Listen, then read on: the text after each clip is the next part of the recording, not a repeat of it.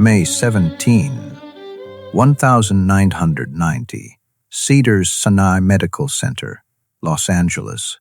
Jill Ireland lay in her hospital bed, her body ravaged by 7 years of fighting breast cancer.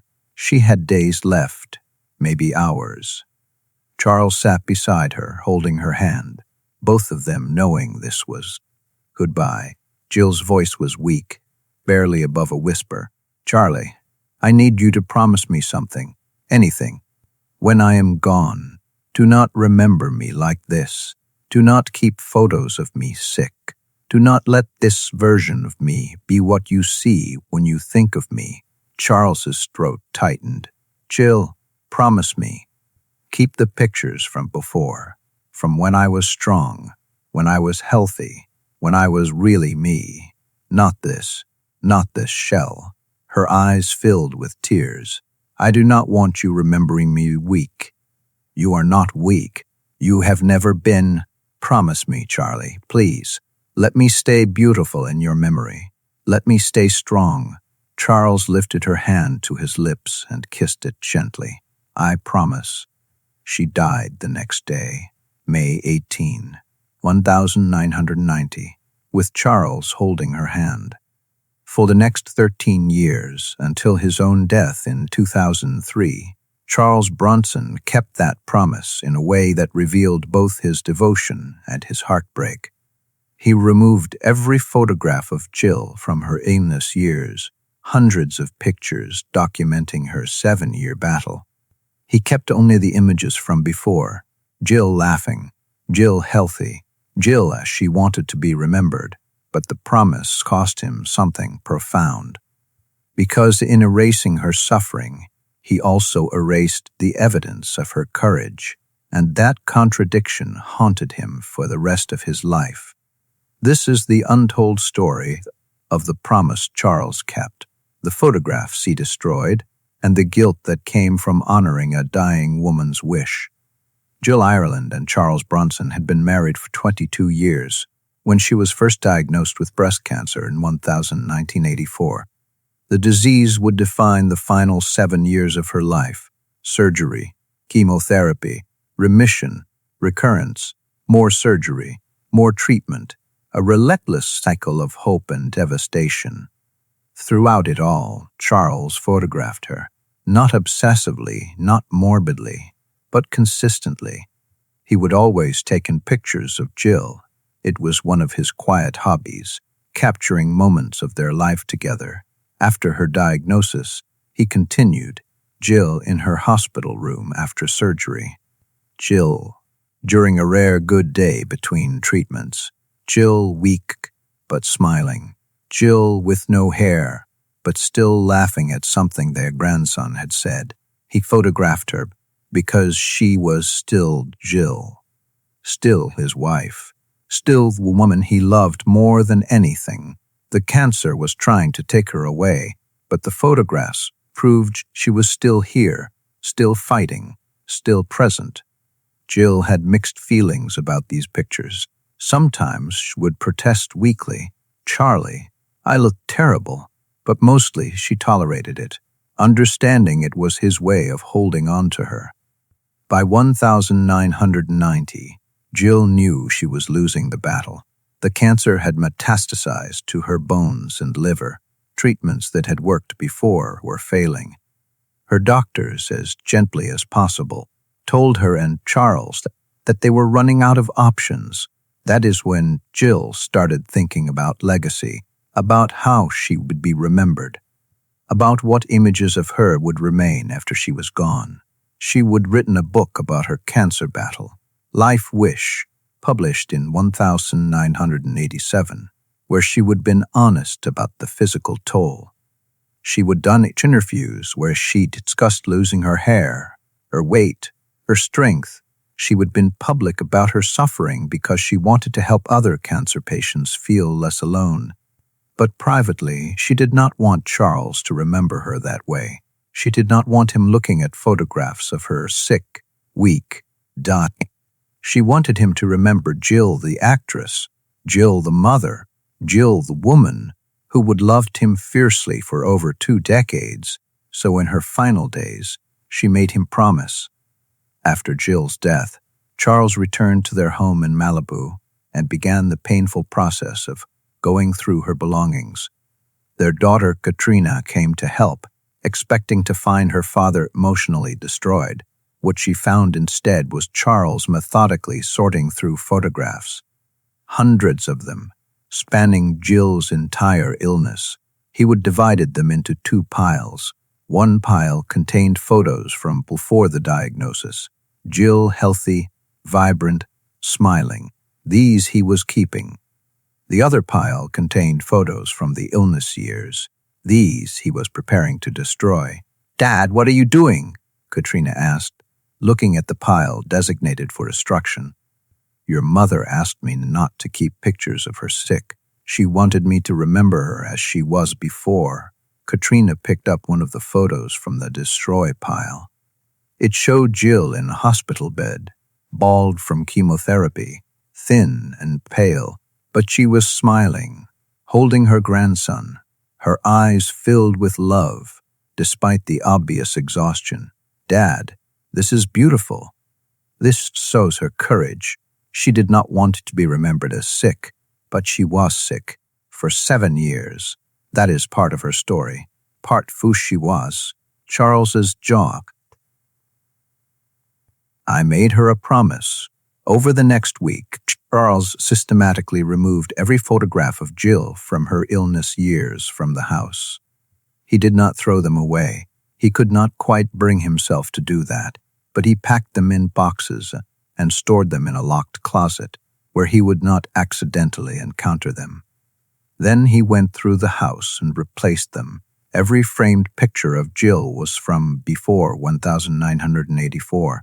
Jill on film sets, Jill with their children, Jill laughing at a dinner party, Jill healthy. The effect was eerie. Walking through the house, you would never know Jill had been sick. The photographs told a story that ended abruptly in 1984, as if she would simply disappear, rather than fought for 7 more years. Friends who visited noticed immediately. Many had photographs of themselves with Jill from her later years, charity events she would attended despite being sick, holidays they would shared, final visits. But Charles's house contained no evidence of those years. Some understood Charles was grieving, and grief manifests in different ways. If he needed to remember Jill as healthy to survive her loss, that was his right. Others found it disturbing. By erasing the evidence of her illness, Charles was erasing the evidence of her bravery. Jill had faced death with extraordinary courage. The photographs from her final years showed that courage. Hiding them seemed like denying one of her greatest achievements. Surviving as long as she did, fighting as hard as she had. Katrina tried to talk to her father about it several times. "Dad, I understand Mom's request, but you are erasing 7 years of her life, 7 years where she was incredibly brave. She asked me not to remember her weak. She was not weak. She was dying, and she still laughed. She still loved. She still lived." That is the opposite of weak, but Charles would not budge. He made a promise. He was keeping it. The promise took a psychological toll on Charles that became increasingly evident to those close to him. When he talked about Jill, he only referenced memories from before 1009. Stories from their early marriage, from film sets they would worked on together, from when the children were young. He never talked about the final 7 years. It was as if that entire period had been erased from his memory, along with the photographs. But of course it had not been erased. Charles remembered every moment of Jill's illness, every hospital stay, every treatment, every time she was in pain, every small victory and every crushing setback. He remembered all of it with excruciating clarity. He just could not talk about it, could not acknowledge it. Because acknowledging those years meant acknowledging the photographs he would hidden, and acknowledging the photographs meant confronting whether keeping his promise had been right. Charles's therapist, he saw one briefly in 1991 at Katrina's insistence, noted in his records, later released with family permission after Charles's death. Patient is experiencing complicated grief, exacerbated at what he perceives as a moral obligation to remember his wife only as healthy. This has created a cognitive dissonance where he must simultaneously remember and forget the final 7 years of their marriage. Patient reports feeling he is betraying his wife, both by remembering her illness, which breaks his promise, and by hiding evidence of her courage, which dishonors her strength. This impossible contradictions preventing healthy grief processing. Charles stopped seeing the therapist after 3 sessions. He said therapy was not helping. But the truth was, therapy was asking him to confront questions he could not bear to answer. In 1995, 5 years after Jill's death, a close friend visited Charles at his home. The friend had known both Charles and Jill for decades. During the visit, he mentioned a memory from 1988. Jill at a charity event, bald from chemotherapy but wearing a beautiful scarf, giving a speech about cancer survivorship that had moved everyone in the room to tears. Charles's face went blank. "I do not remember that." "Charlie, you were there. You introduced her speech." "I do not remember." The friend pressed gently. "It was one of the most powerful moments I have ever witnessed. Jill standing up there, obviously sick, but refusing to be diminished by it. She talked about living fully even while dying. People were crying. You were crying." Charles stood up abruptly. "I said, I do not remember. Can we talk about something else?" The friend dropped it, but he left worried. Charles was not just keeping a promise. He was erasing a crucial part of his history, and it was damaging him. The closest Charles came to breaking his promise was in 2001, late in his own life. His grandson, Jason, named after Charles's adopted son, who had died of an overdose, was doing a school project about family history. He asked Charles to tell him about Jill. Charles showed him photographs, Jill as a young actress, Jill and Charles on their wedding day, Jill with her children, all pre-1980. "Did not Grandma have cancer?" Jason asked. He was 15, old enough to know the truth. "Yes. Do you have pictures from when she was sick?" Charles was quiet for a long moment. Then he said, "Your grandmother did not want to be remembered that way. But was not she brave, fighting cancer for so long? She was the bravest person I ever knew. Then would not pictures of her fighting show how brave she was?" Charles looked at his grandson. The simple logic of the question cut through years of complicated grief and rationalization. "Maybe," Charles said quietly. "Maybe they would." That night, Charles went to the locked closet where he would store the boxes of photographs from Jill's illness years. He had not looked at them in 11 years. He sat on the floor and opened the first box. The photographs overwhelmed him. Jill, in a hospital bed, holding a newborn grandchild, her face radiating joy despite her obvious exhaustion. Jill at home, bald and thin, laughing at something Charles had said off camera. Jill at a charity event, wearing a wig and formal dress, looking beautiful despite the illness ravaging her body. These were not pictures of weakness. They were pictures of Jill refusing to surrender, fighting to stay present for every moment she had left, living fully even as she was dying. Charles sat on that closet floor and cried, deep, wrenching sobs, because he would kept his promise to Jill, but in doing so, he would hidden her greatest achievement. She would asked him not to remember her weak, but she had not been weak, not for a single day of her illness.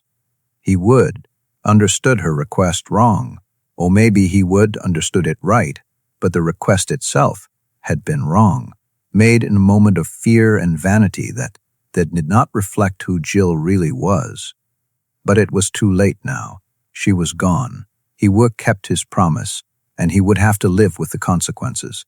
Charles closed the boxes and locked them away again. He did not bring them, but he also did not destroy them. They remained in that closet, evidence of 7 years he would promise to forget, but could not. When Charles died in 2003, Katrina found the boxes. She would always known they existed, but had respected her father's wish not to disturb them. Now she opened them and looked through every photograph.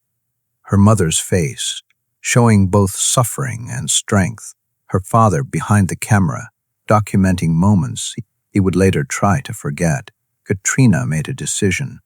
She selected 50 photographs from those boxes, the ones that best captured Jill's courage, her joy despite suffering, her refusal to be diminished by illness.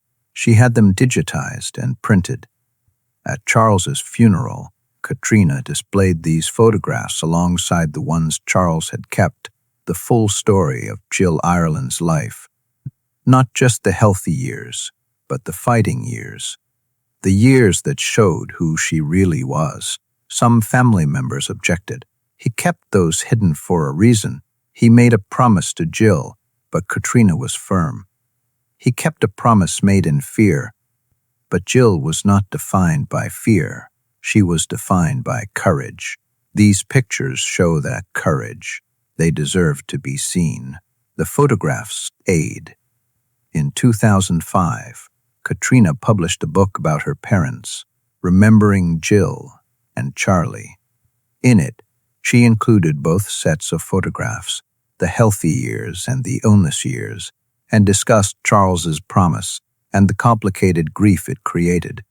My father loved my mother so completely that he would do anything for her, including hide the evidence of her bravery if she asked him to. But I think that promise haunted him, because he knew deep down that those photographs from her final years were not pictures of weakness. They were pictures of the strongest person he would ever known. He kept his promise because promises mattered to him. But I think it cost him something essential, the ability to fully grieve and to honor all of what my mother was, not just the parts she wanted remembered. Looking at these photographs now, I see my mother's courage. I see her fighting. I see her living. And I wish my father had let himself see that too. I wish he would understood that remembering her sick would not diminish her. It would honor her. But he made a promise, and Charles Bronson never broke a promise, even when keeping it broke him. May 17, 1090. A dying woman asked her husband to forget her suffering and remember only her strength. May 18, 1990. She died, and he began the impossible task of forgetting. For 13 years, Charles Bronson kept that promise. He hid photographs. He avoided conversations about Jill's illness. He tried to remember only the years before cancer. But you cannot selectively remember. Memory does not work that way. The more he tried to forget her suffering, the more it consumed him. The photographs he hid became more powerful than the ones he displayed. In trying to remember Jill as strong, he forgot that strength is not the absence of suffering. It is the courage to face suffering and keep living anyway. The photographs he locked away showed that courage.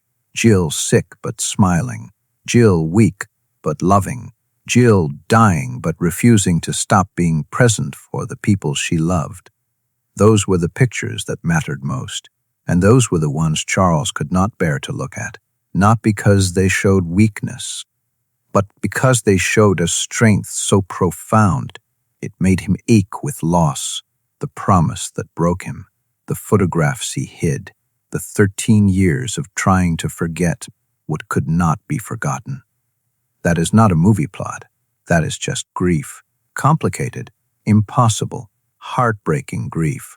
Charles Bronson kept his promise to a dying woman, but the promise kept him too, trapped him, made him hide the very evidence that would have helped him heal. Sometimes keeping a promise is the wrong choice.